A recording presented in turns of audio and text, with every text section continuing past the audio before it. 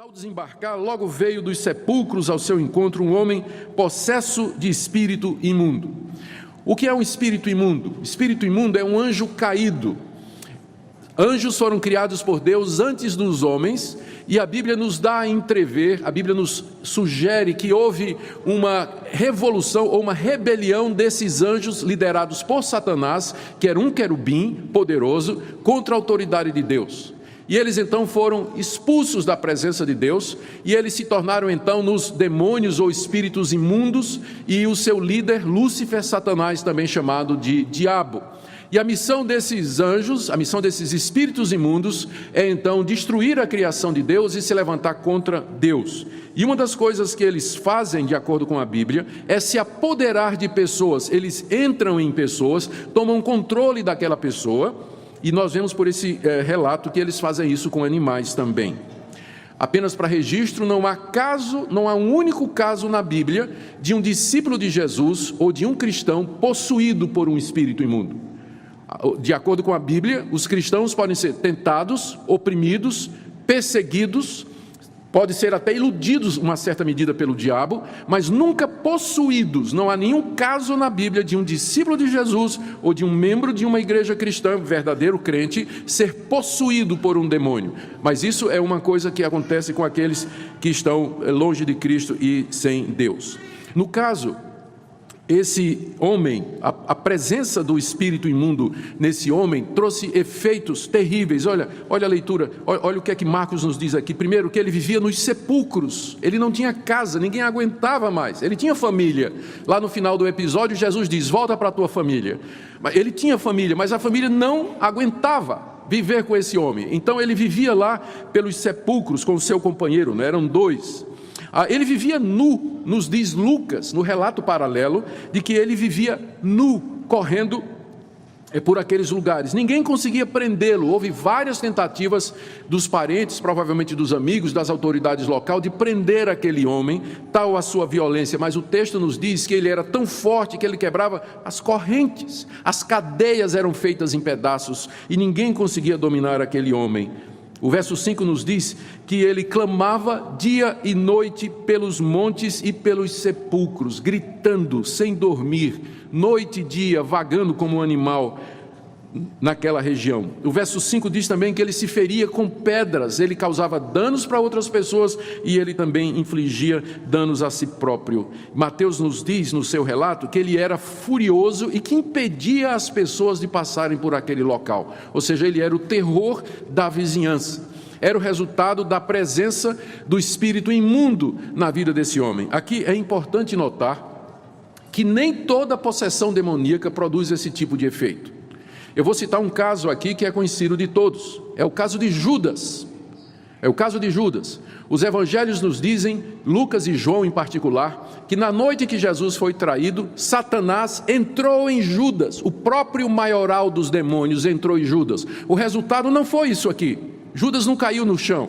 Judas não ficou possuído de uma força descomunal. Judas não ficou fazendo isso que esse endemoniado fez. Não. Ele ficou quietinho, estava possesso, mas ele ficou quietinho. Na hora de sair, ele saiu, foi procurar os sacerdotes e vendeu Jesus por 30 moedas. Então, nem sempre a possessão demoníaca se revela dessa forma. Há pessoas que nos parecem absolutamente lúcidas, absolutamente tranquilas, mas elas estão possuídas por um demônio. É só isso que pode justificar a maldade dos seus atos, a malícia, a crueldade, a insensibilidade, a imoralidade, a promiscuidade e uma série de outras coisas que é resultado da atuação desses demônios. Então não pensemos que todo caso de possessão demoníaca provoca esses sintomas, porque a Bíblia é muito clara no caso de Judas para dizer que nem sempre é assim. Marcos nos diz que esse homem então, ele veio ao encontro de Jesus quando o viu de longe, verso 2, e diz que ele veio correndo e se prostrou diante de Jesus e o adorou, verso 6. E então Jesus, entendendo o caso daquele homem, ele ordena ao espírito imundo que saia daquele homem, como ele já tinha feito várias outras vezes. Agora também Jesus reconhece que o homem está possuído por uma entidade maligna, então determina que aquele espírito imundo saia. Por algum motivo o demônio não saiu. É o único caso aqui em que não saiu imediatamente, o demônio resolveu negociar com Jesus a saída dele, lembrando um certo caso que aconteceu há pouco tempo, de um preso que negociou as condições em que haveria de ser preso, né? Então o demônio aqui começa a negociar com Jesus as condições em que ele vai sair, né? Vai ser expulso, né? Ele começa, e ele então se dirige a Jesus, ele reconhece Jesus, ele faz uma pergunta a Jesus e faz 3 pedidos a Jesus. Primeiro, ele reconhece Jesus, diz aí o texto, no verso 7, que ele disse a Jesus, ele se refere a Jesus como Filho do Deus Altíssimo. Ele reconheceu quem era Jesus.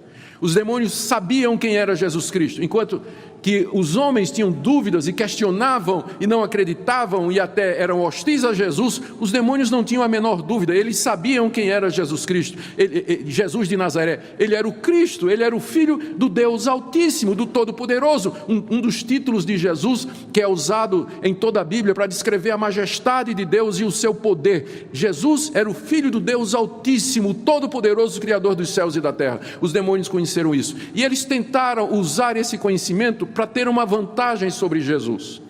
De acordo com o que nós sabemos daquela época, em que havia muita possessão demoníaca, havia curandeiros, havia exorcistas ambulantes e tudo mais, uma das vantagens que você tinha sobre o demônio era se você conhecesse o nome do demônio, isso lhe dava autoridade para você expulsá-lo.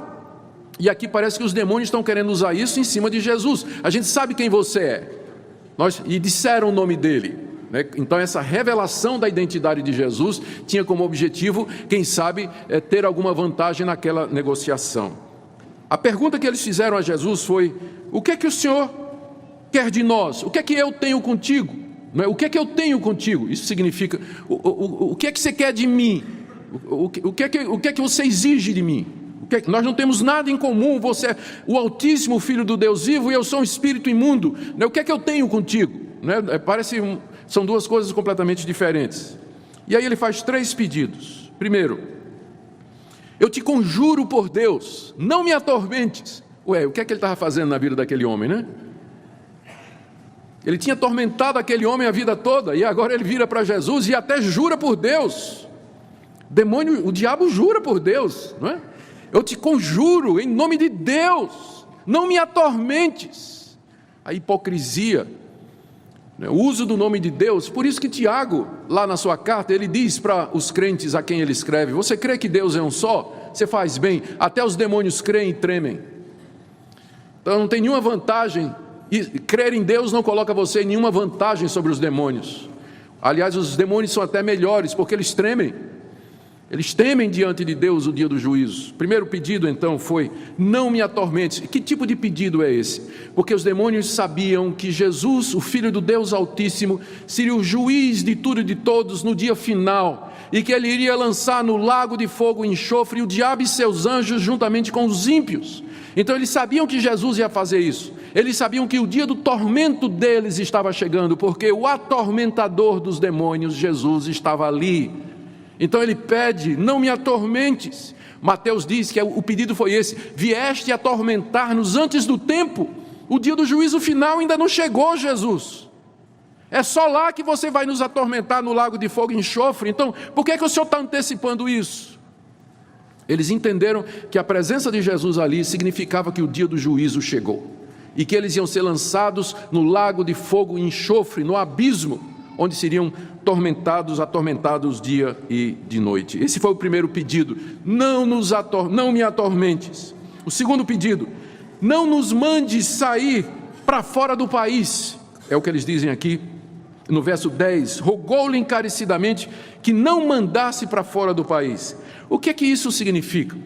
Quando a gente compara esse pedido nos outros evangelhos, nós vemos que o que ele estava dizendo, na verdade, é: não nos mande para o abismo. É isso que Lucas diz que eles pediram. O abismo é o local de sofrimento deles, é o inferno. Então o que é que eles disseram? Os demônios disseram assim: deixa a gente continuar aqui nessa região de Gadara, nós não queremos sair daqui e ser lançados no abismo para sermos atormentados no lago de fogo e enxofre para todo sempre. Não nos faça sair daqui do país, dessa região, para nós irmos para a região de sofrimento.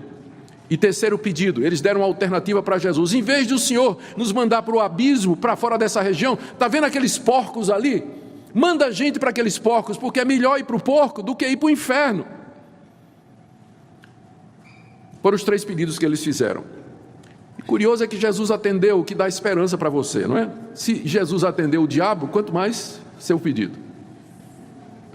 Porque tem gente que fica desconfiado de que ora e não acredita, né? Jesus atendeu o pedido até dos demônios, por que não vai atender o seu, né? Ele atendeu o pedido. O texto nos diz aqui que, Marcos nos diz no verso 13, de que eram cerca de 2.000 porcos. Era uma vara enorme de porcos, que é chamada de manada, que é um coletivo que se aplica também no caso aqui. E diz lá que eles estavam não muito longe, no monte, se alimentando. Os porcos eram considerados animais imundos pelos judeus, mas temos que lembrar que a proibição de criar porcos não valia naquela região, porque aquela região era a região dos gadarenos, eles eram gentios, havia poucos judeus ali, então havia essa criação de porcos. Os donos eram pagãos daquela região. Por que o demônio pediu para entrar nos porcos? Como eu disse, melhor é ir para os porcos do que para o abismo. Segundo, provavelmente o demônio queria causar o máximo de destruição possível antes de sair daquele homem, ou provocar ainda a ira do povo daquele lugar, porque ele tinha ideia do que ia acontecer. E aqui eu quero tirar uma lição,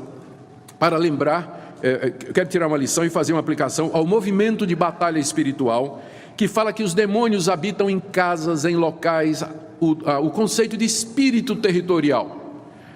O conceito de espírito territorial, que é um espírito que habita em um determinado local. Antes de vir para Goiânia, eu li alguns livros, né, do pessoal de batalha espiritual, que diziam que o trono de Satanás aqui em Goiânia era a estátua do Anhanguera, que significa diabo velho na língua indígena. Então é lá o trono de Satanás. Tem os demônios que governam Goiânia, eles moram ali, é ali o lugar deles.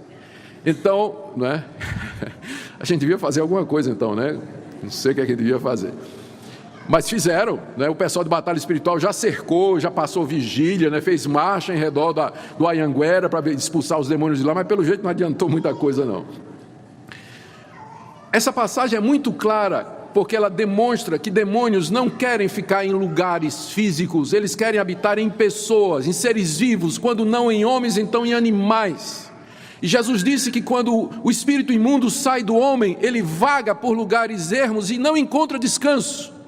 Então essa doutrina de casa mal assombrada, que tem espíritos que moram numa casa, que moram numa esquina, que moram numa árvore, isso tudo é mitologia pagã, é baseado nos mitos pagãos que diziam que tinham deuses que moravam nas árvores, nos riachos, nos ribeiros, nas cavernas e nas rochas. Essa não é a visão bíblica. Então, se você é adepto do movimento de batalha espiritual, ou veio de uma igreja que ensina isso, espíritos territoriais, esse conceito é pagão, ele não é bíblico. Não tem base nenhuma. Quando os demônios sentiram-se ameaçados de sair daquele homem, ele optou para ir para os porcos. Exatamente porque eles não têm... Tinha sepulcros ali, eles podiam dizer, manda a gente lá para aquelas cavernas. Mas não, eles queriam exatamente seres vivos. E aqui Jesus faz uma coisa curiosa, que ele só fez uma vez em todo o seu ministério. Ele pergunta o nome do demônio, no verso 9. Perguntou-lhe Jesus, qual é o teu nome? É a primeira e única vez que Jesus faz isso nos evangelhos. Curiosamente, essa prática não foi adotada pelos apóstolos, que também expulsaram demônios de muitas gentes, de muitas pessoas. Há vários registros de expulsão de demônios feita pelos discípulos de Jesus nos evangelhos e no livro de Atos, e nenhum deles é precedido pela pergunta, qual é o teu nome? Essa prática tornou-se popular em muitas igrejas hoje, de perguntar o nome dos demônios. Só que no caso aqui, a pergunta de Jesus se deve ao fato de que ele sabia que não era um demônio, mas eram muitos demônios, e Jesus queria deixar claro qual a razão, ou Jesus queria deixar claro a sua autoridade, que ele tinha poder, não era sobre um demônio não, mas a autoridade dele era sobre uma legião de demônios. Por isso que ele pergunta, ele quer que o demônio diga quantos são, quem são, qual é o seu nome, para que ficasse revelado isso. A autoridade dele. Porque uma coisa é você expulsar um demônio, outra é expulsar uma legião, né? E Jesus aqui, só com a palavra, ele vai expulsar a legião. Por isso que ele pergunta: qual é o teu nome? Não porque ele não sabia, mas para benefício dos seus discípulos e das pessoas, de outras pessoas que o texto diz aqui, que estavam vendo o que estava acontecendo, testemunharam. As razões de Jesus então são estas. A resposta do demônio então é: meu nome é Legião, porque nós somos muitos. Isso explica agora porque que o texto, ele ora chama o demônio ou os demônios. Você vê que o autor bíblico, ele oscila entre singular e plural. É porque na verdade era uma legião de demônios. Uma legião se referia a um batalhão do exército romano e tinha cerca de 6.000 pessoas, 6.000 soldados. Uma legião tinha 6.000 soldados. Não quer dizer que o homem tinha 6.000 demônios exatamente, mas apenas quer dizer que eram tão grandes como um batalhão. Não é assim que a gente diz às vezes? Gente, tinha muito... Vem um bando de gente aí, não é? E quantos são? É muita gente, é um batalhão de pessoas. Com isso a gente quer dizer que é uma grande multidão. Então, quando ele diz legião, não quer dizer exatamente 6.000, mas que era uma quantidade muito grande de demônios, a ponto de conseguir entrar em 2.000 porcos.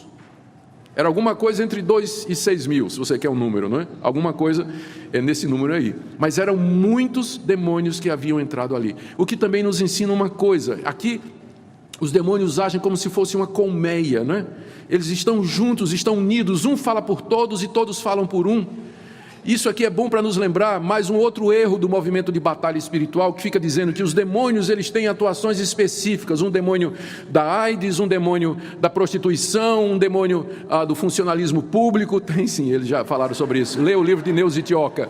O demônio que causa esse tipo de coisa, o demônio do desemprego. Mas você percebe que, claro, a Bíblia não fala de nada disso e trata os demônios como tendo uma mente só. Era uma legião, eles tinham um alvo só, um propósito só. Eles agem juntos. Não tem demônio especialista nisso, demônio especialista naquilo, demônio disso, daquilo outro. Isso, mais uma vez, isso é influência do paganismo dentro desse sincretismo que nós vemos aí nessas igrejas. A famosa Neuza Itioca, que é conhecida como uma das maiores divulgadoras do movimento de batalha espiritual, escreveu a tese de doutorado dela no seminário de Fuller, debaixo da orientação de Peter Wagner, e o título é Deuses da Umbanda, que acabou virando um livro no Brasil muito popular e muito difundido aqui na década de 90, inclusive aqui em Goiânia, onde ela esteve muitas vezes para ministrar seminários de batalha espiritual, inclusive em igreja presbiteriana. O livro dela, no final do livro, ela tem uma tabela onde ela pega os nomes dos demônios na Umbanda, Tranca-Rua, Pombagira e por aí vai, Preto Velho, né? Todos aqueles nomes. Ele diz que estes são os nomes dos demônios que ocupam o Brasil e que a Umbanda sabe disso. A Umbanda está na frente da gente porque descobriu o nome desses demônios. E aí diz, né, na tabela diz assim: Pombagira, o que é que ela gosta? A cor predileta, tal. Tipo de comida que ela gosta, tal. Tipo de efeito que ela produz, tal. Como é que você expulsa, tal. Eu me pergunto aonde na Bíblia nós vamos encontrar base para fazer esse tipo de coisa. Isso é resultado de sincretismo, a invasão do umbandismo e religiões afro-brasileiras numa forma amenizada de cristandade, porque Bíblia não é, absolutamente não é. Jesus então liberta o homem e atende o pedido dos demônios. Verso 13, com uma palavra só, Marcos descreve: Jesus permitiu. Jesus já tinha mandado sair, era uma questão de tempo, tinha que sair mesmo. E depois dessa conversa, Jesus então permite que os demônios saiam. E aí diz o texto no verso 13 que eles entraram nos porcos e a manada, que era cerca de 2.000, precipitou-se de despenhadeiro abaixo para dentro do mar, onde se afogaram. Algumas pessoas têm criticado Jesus aqui por duas coisas. Primeiro, matou porcos inocentes, e segundo, deu um prejuízo na propriedade de outros, não é? Como é que Jesus permitiu esse tipo de coisa? A resposta é que Jesus permitiu que os demônios entrassem nos porcos, primeiro porque realmente não tinha chegado ainda a hora do juízo deles, portanto Jesus não ia mandá-los para o inferno naquele momento, então concedeu. Segundo, era um juízo sobre os donos dos porcos, porque embora a região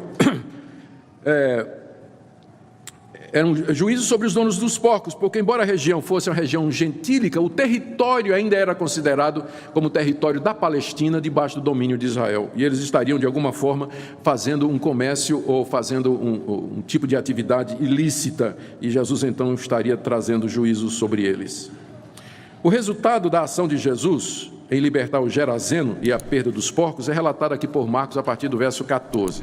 Diz aí que os porqueiros, eles correram, eu imagino, né? Deu um estouro na manada, né? Os porcos caíram de despenhadeiro abaixo, naquela região de Quechar, onde era muito alto, e aí os porqueiros saíram correndo, foram para a cidade, provavelmente Quechar e não Gadara. E aí disseram lá o que aconteceu, e diz lá, Marcos diz que eles saíram contando pelos campos, quem ele encontrasse.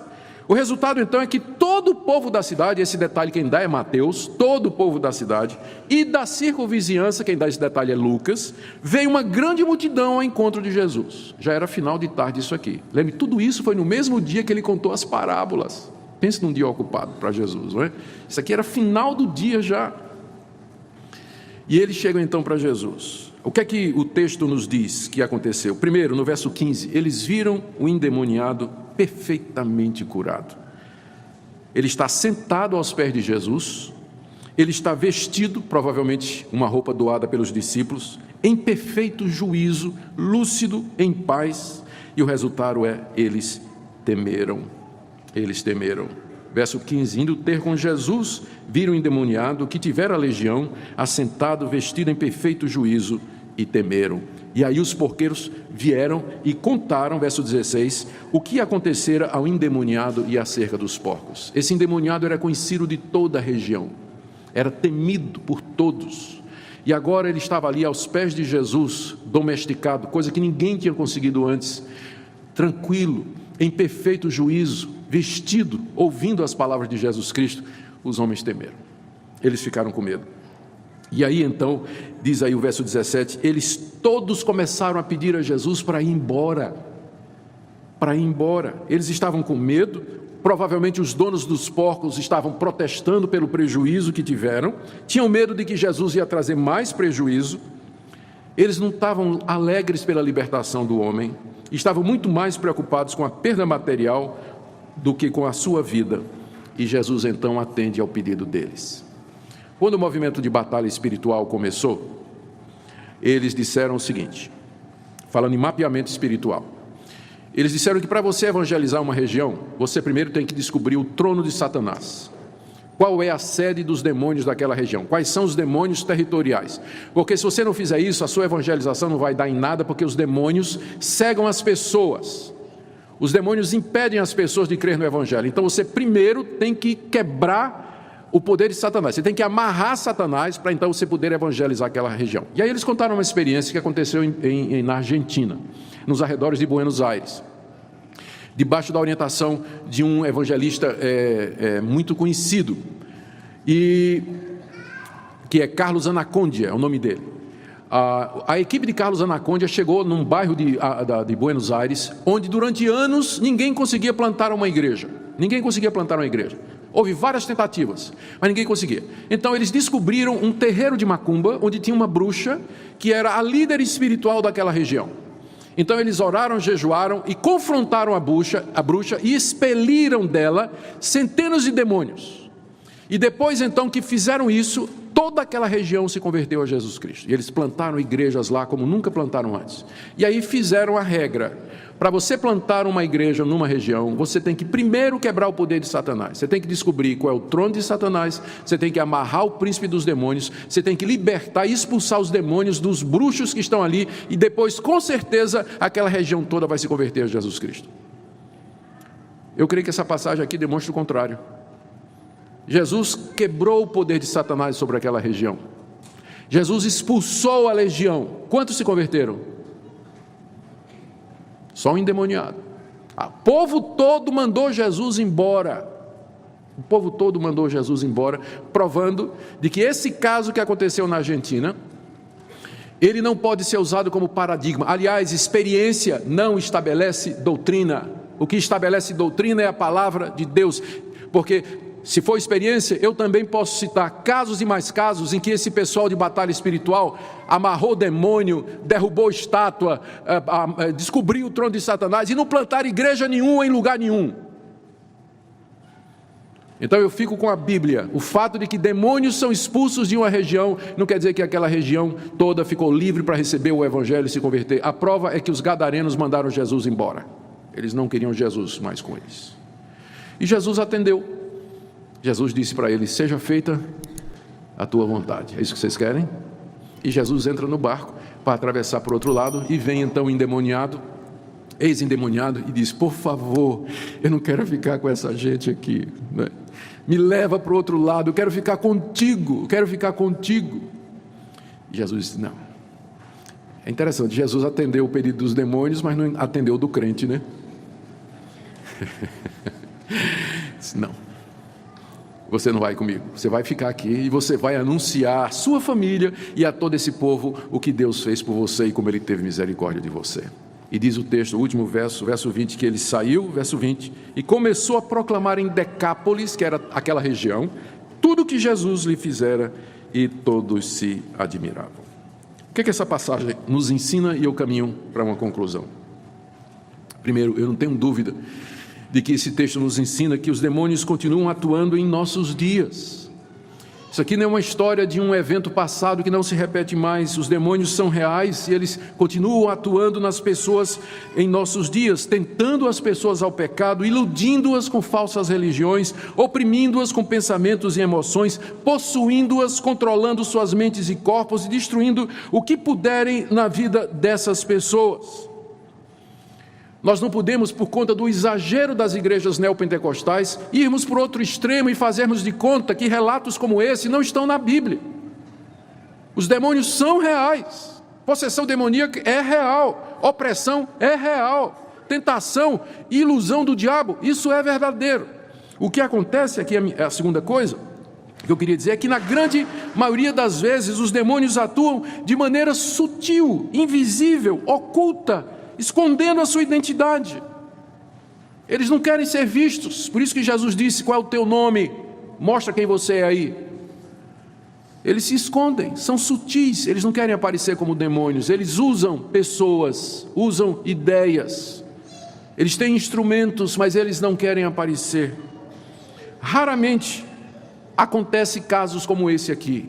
Eu não duvido que haja possessão demoníaca hoje, mas eu duvido que todos os casos narrados que nós vemos aí em programas de televisão e tudo mais, eles sejam verdadeiros. Nós temos que lembrar que há uma diferença na época de Jesus e hoje.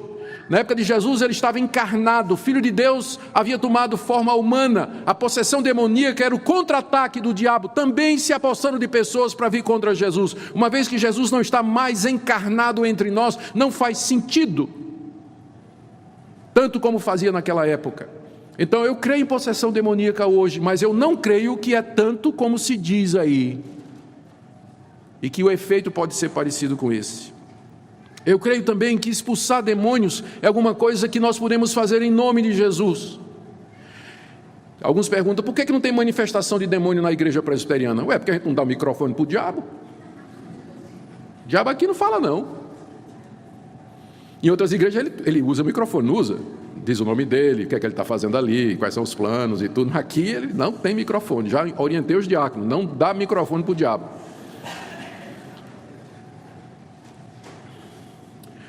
A gente sabe qual é a solução final para a possessão demoníaca: é a conversão.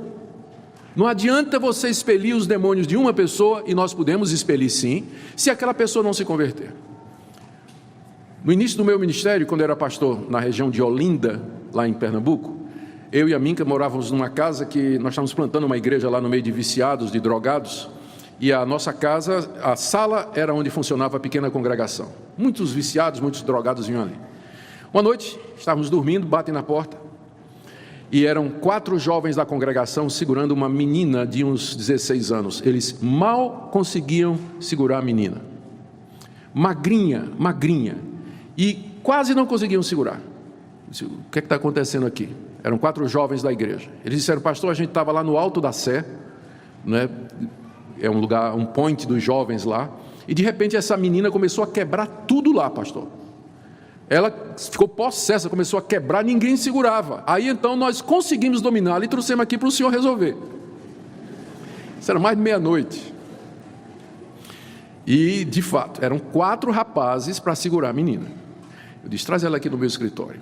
Aí levaram para o escritório, eu disse, pode sair, fecha a porta. Fiquei eu e a menina. E eu olhei para ela. E ela olhou para mim, né? Quietinha. E eu disse, aí eu perguntei, qual é o seu nome?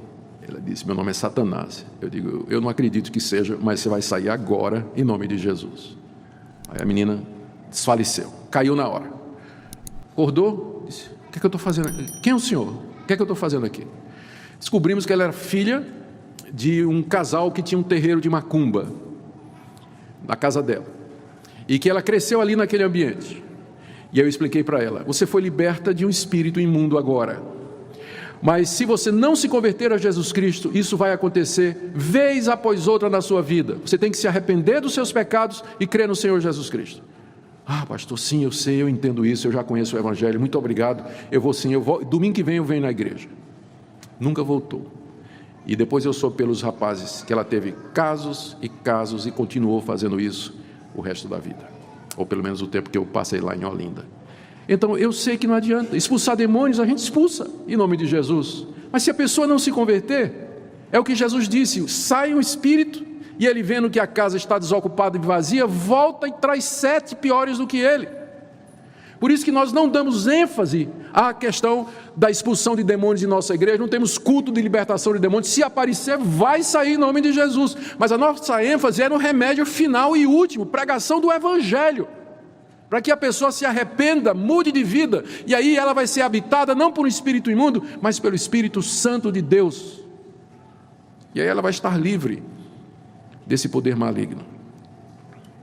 Por último, o texto nos ensina que Jesus Cristo ele tem poder absoluto sobre os demônios, e essa é a nossa esperança. Ele veio libertar os oprimidos do diabo, e os que são de Cristo, embora possam ser tentados e oprimidos, mas jamais serão possuídos, porque maior é o que está em nós do que aquele que está no mundo.